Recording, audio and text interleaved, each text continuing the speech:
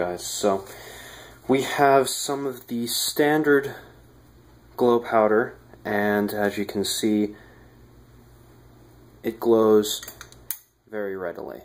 So we should be good with that. Sorry for the blurry lights. And then this is the V10, and it's very, very powerful.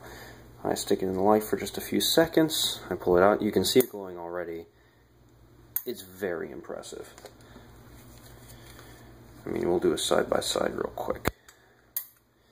Already, it's well outperforming the other. So, we are going to go ahead and mix this with some of our epoxy. So I'm going to set that up, and we'll see how that goes. Now this isn't exact science, but what we're going to do is see if this is over an ounce inside the container. So we know we have probably about an ounce of it in here. So what we're going to do is I have some better mixing cups this time, as you can see.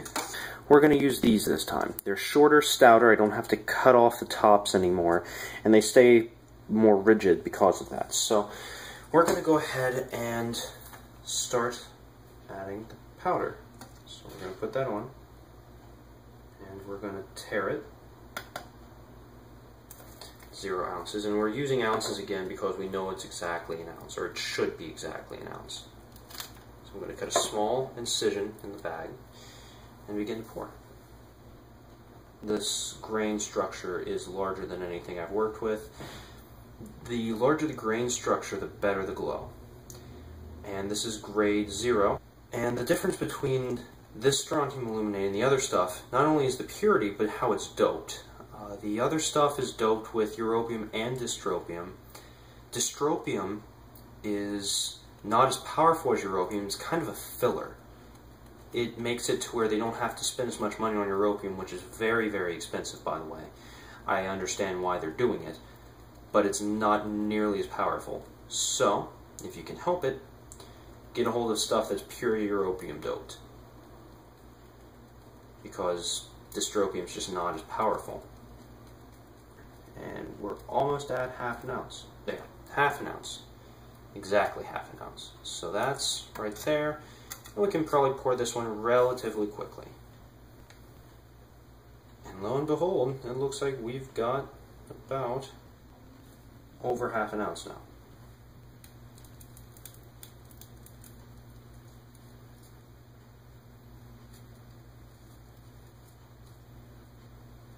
Okay, we're at 562.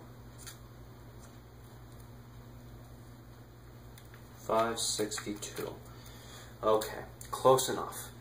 So, now that those are done, we can start mixing. Now again, we're going to start with resin because that seems to be the better way to go. And we're going to go ahead and slowly pour in the resin. Not a whole lot because, again, I don't know how this is going to mix. So the reason I was making these is I wanted an alternative light source, and this provides a nice means of providing light while not being dependent on much outside of hopefully having the sun, which is usually a safe assumption that you're going to have the sun around. I'm trying to mix this as cleanly as I can because if it's not perfect, I'm not going to have very pretty glow bricks. Let's see if we're having any issues with light. Nope, it's glowing beautifully. So, yeah. We seem to have it completely saturated. Let's just make sure. Yeah, we look saturated. Awesome. So I'm going to wipe this off, then wipe it off with some paper towels, because I've only got one stir stick. So that's the resin, and this will be the hardener.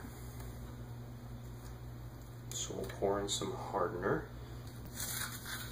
Again, there's no exact science to how much I'm putting in here. I'm just kind of eyeballing it, and then at the end I try to make it to where both containers have an equal amount of each part.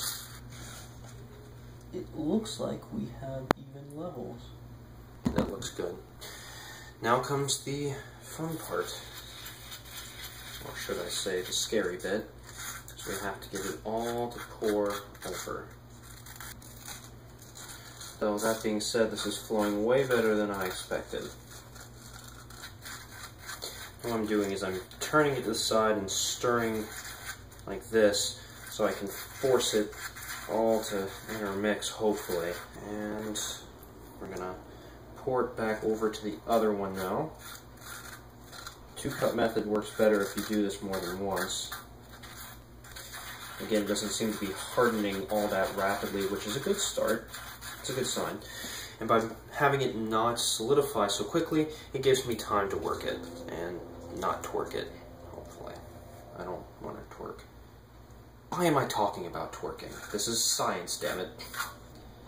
I swear I'm not a robot. I'm too stupid to be a robot. Robots would know better.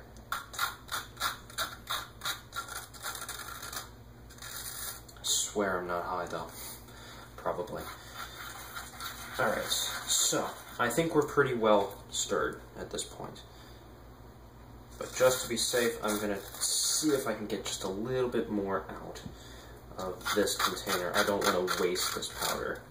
So I'm going to get this container nicely cleaned out. That's pretty good.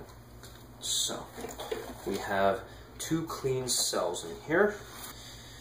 So we're going to pour in a little bit at a time. So pour a little bit over here.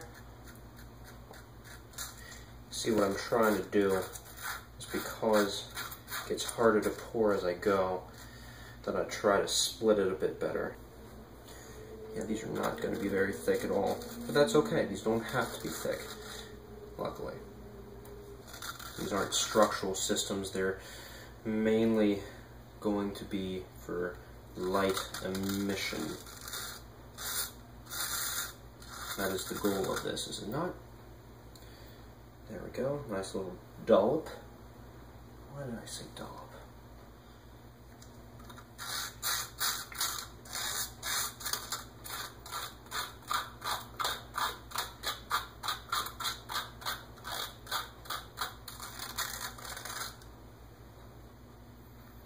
I think my friend will be very happy with these, and I think I will too, because as I try to put in more, it's glowing quite a lot. So, okay. So that is how to make high-powered glowing cupcakes. Thank you for watching, and we'll see how these turn out. Thought I'd show you this. As you can see, they glow beautifully, and they haven't even begun hardening, and once they harden, they become clearer as well, so they'll absorb more light.